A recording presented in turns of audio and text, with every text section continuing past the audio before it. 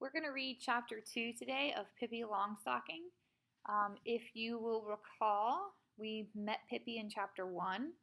She lived by herself because her mother passed away when she was younger, and her dad, who was a sailor, got swept into the sea, and she was convinced he was coming back. She also met Anika and Tommy, I think, and they had come over for breakfast one day at Pippi's house.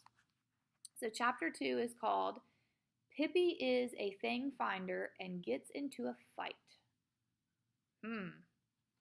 Doesn't sound too good here. Anika woke up early the next morning. She jumped out of bed and ran over to Tommy. "Wake up, Tommy," she cried, pulling him by the arm. "Wake up and let's go see if that funny girl with the big shoes." Tommy was wide awake in an instant. "I knew even while I was sleeping that something exciting was going to happen today, but I didn't remember what it was," he said as he yanked off his pajama jacket. His pajama jacket? Never heard of a pajama jacket before, have you? Interesting. Off they went to the bathroom, washed themselves, and brushed their teeth much faster than usual. Had clothes on in a twinkling, and a whole hour before their mother expected them, came sliding down the banister and landed at the breakfast table. Banister. Do y'all know what a banister is? It says they came sliding down the banister. A banister is actually the rail down the handle or the rail for stairs in a house. Down they sat and announced that they wanted their hot chocolate right at that very moment. Hot chocolate for breakfast? "What's going to happen today that you're in such a hurry?" asked their mother. "We're going to see the new girl next door," said Tommy. "We may stay all day," said Anika. That morning, Pippi was busy making pepparkakor, a kind of Swedish cookie. She made an enormous amount of dough and rolled it out on the kitchen floor. Gross. Putting food on the floor? "Because," said Pippi to her little monkey, what earthly use is baking board when one plans to make at least 500 cookies? That's a lot of cookies. And there she lay on the floor, cutting out cookie hearts for dear life. "Stop climbing around in the dough, Mr. Nelson," she said crossly just as the doorbell rang. Who's Mr. Nelson? It's the monkey. So she's on the floor with cookie dough and her monkey's in it. Ugh. Pippi ran and opened the door. She was white as a miller from top to toe, and when she shook hands heartily with Tommy and Anika, a whole cloud of flour blew over them.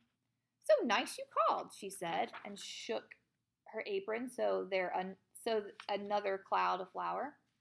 Tommy and Anika got so much in their throats that they could not help coughing. "What are you doing?" asked Tommy. "Well, if I say that I'm sweeping the chimney, you won't believe me." "You're so clever," said Pippi. "Fact is, I'm baking, but I'll soon be done. You can sit on the wood box for a while." Pippi could work fast, she could. Tommy and Anika sat and watched how she went through the dough, how she threw the cookies onto the cookie pans and swung the pans into the oven. They thought it was as good as a circus. "Done," said Pippi at last, and shut the oven door on the last pan with a bang. "What are we going to do now?" asked Tommy. "I don't know what you are going to do," said Pippi, "but I know I can't lie around and be lazy. I'm a thing finder. And when you're a thing finder, you don't have a minute to spare." "What did you say you are?" asked Anika. "A thing finder." "What's that?" said Tommy. "Somebody who hunts for things, naturally."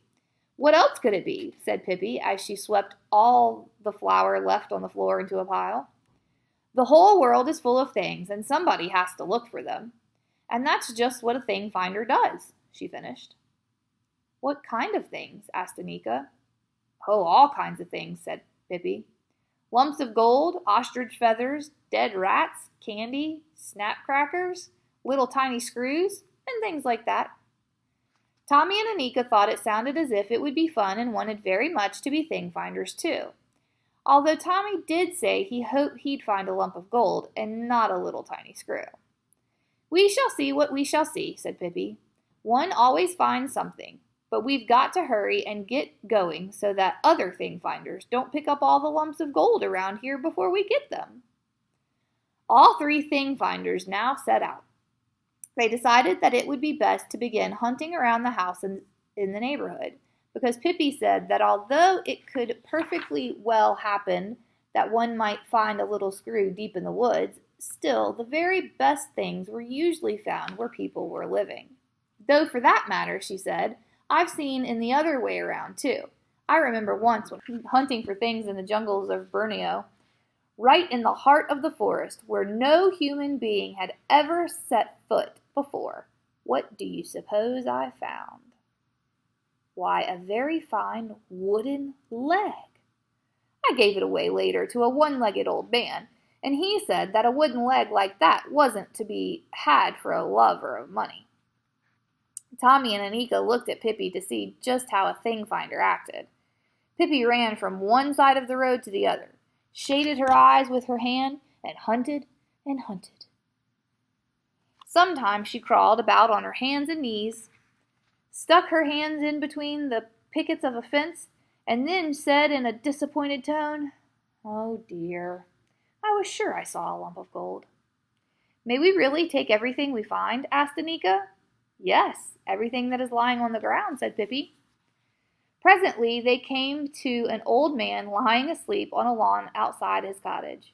"There," said Pippi, "that man is lying on the ground, and we have found him. We'll take him."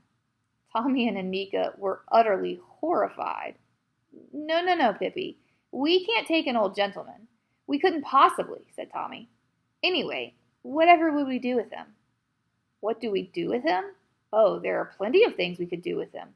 We could keep him in a little rabbit hutch instead of a rabbit and feed him on dandelions. But if you don't want to, I don't care. Though it doesn't bother me to think that some other thing finder may come along and grab him." They went on. Suddenly Pippi gave a terrific yell. "Well, I never saw the like!" she cried as she picked up a large rusty old tin can from the grass. "What a find! What a find! Cans, that's something you can never have too many of." Tommy looked at the can doubtfully. "What can you use it for?" "Oh, you can use it in all sorts of ways," said Pippi. "One way is to put cookies in it. Then it becomes a delightful jar with cookies. Another way is to not put cookies in it. Then it becomes a jar without cookies. That certainly isn't quite so delightful, but still, that's good too." She examined the can, which was indeed rusty and had a hole in the bottom.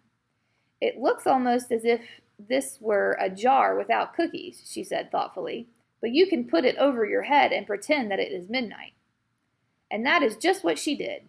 With the can on her head, she wandered around the block like the little metal tower, and never stopped until she stumbled over a low wire fence and fell flat on her stomach. There was a big crash when the tin can hit the ground. "Now see that?" said Pippi, and took off the can. "If I hadn't had this thing on me, I'd have fallen flat on my face and hurt myself terribly."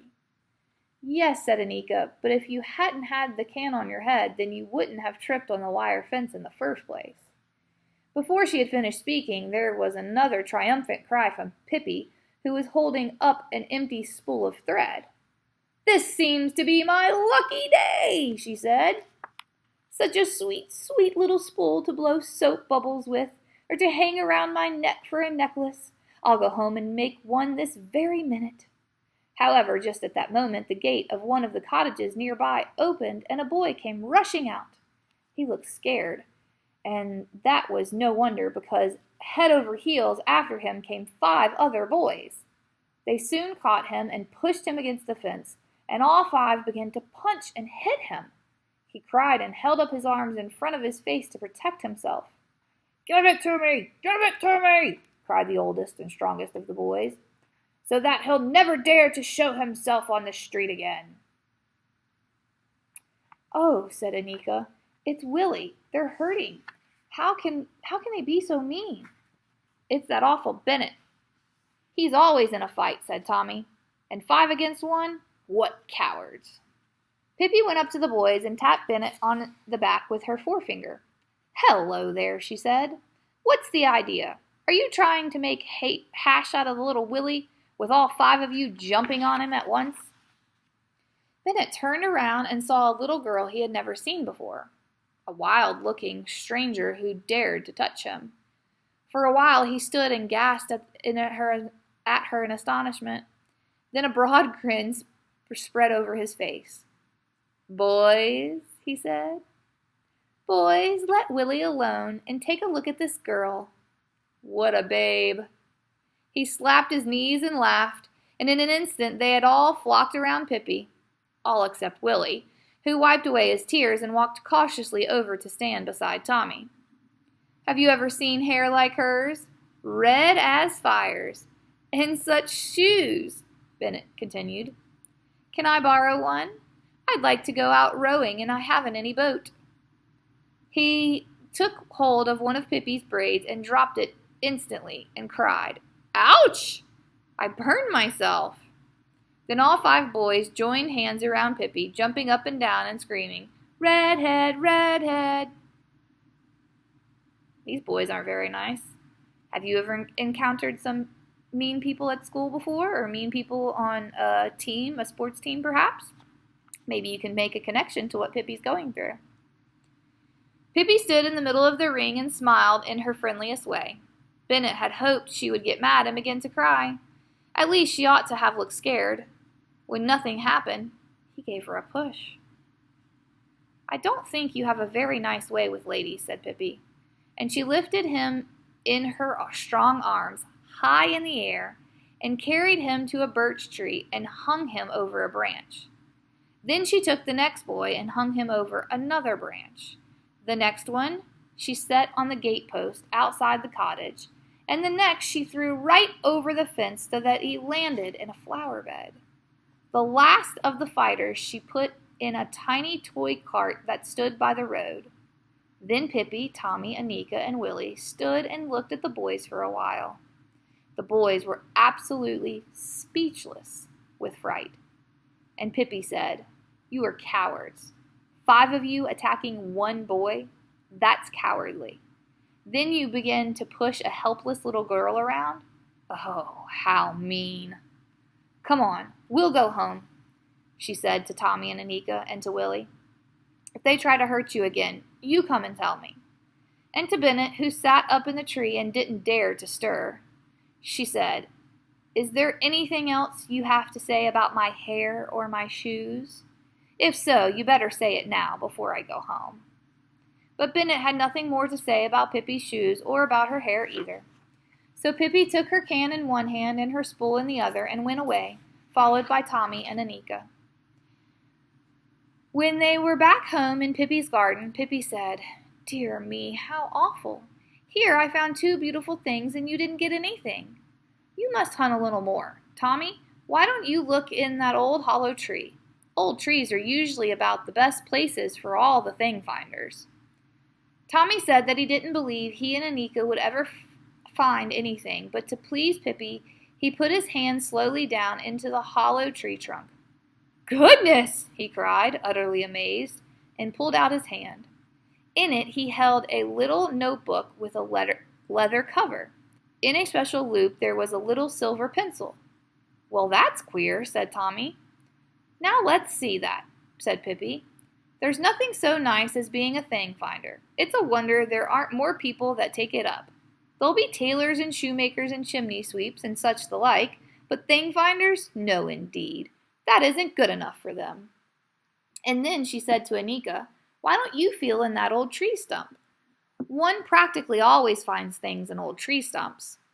Anika stuck her hand down in the stump and almost immediately got hold of a red coral necklace. She and Tommy stood open-mouthed for a long time. They were astonished. They thought that hereafter they would be thing finders every single day. Pippi had been up half the night before playing ball, and now she suddenly felt sleepy. "I think I'll have to go and take a nap," she said. "Can't you come with me and tuck me in?"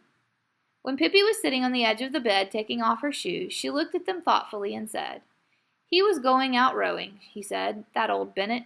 She snorted disdainfully. Disdainfully? That's a good word. She snorted disdainfully. Do you know what disdainfully means? "I'll teach him to row, indeed I will. Another time."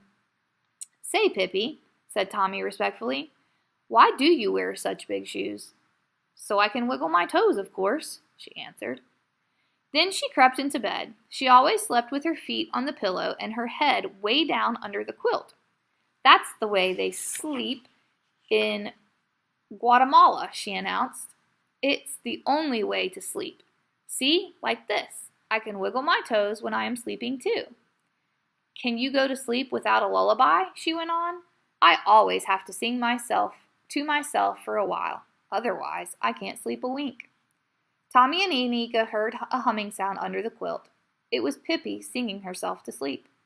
Quietly and cautiously, they tiptoed out so that they would not disturb her. In the doorway, they turned to take a last look toward the bed. They could see nothing of Pippi except her feet resting on the pillow. There she lay, wiggling her toes emphatically. Tommy and Anika ran home. Anika held her coral necklace tightly in her hand. "That certainly was strange," she said. "Tommy, do you suppose that Pippi put those things in place beforehand?" "You never can tell," said Tommy. "You just never can tell about anything when it comes to Pippi." So what do you think? Do you think Pippi put those things in the tree and in the stump so that Anika and Tommy can find them? Or do you think they were really there all along? Will we find out? Here is a picture of Pippi tossing the boys in the tree and her tin can flying off her head. So you need to make sure that you have write on your book log in one of the sections on your book log about chapter 2 today.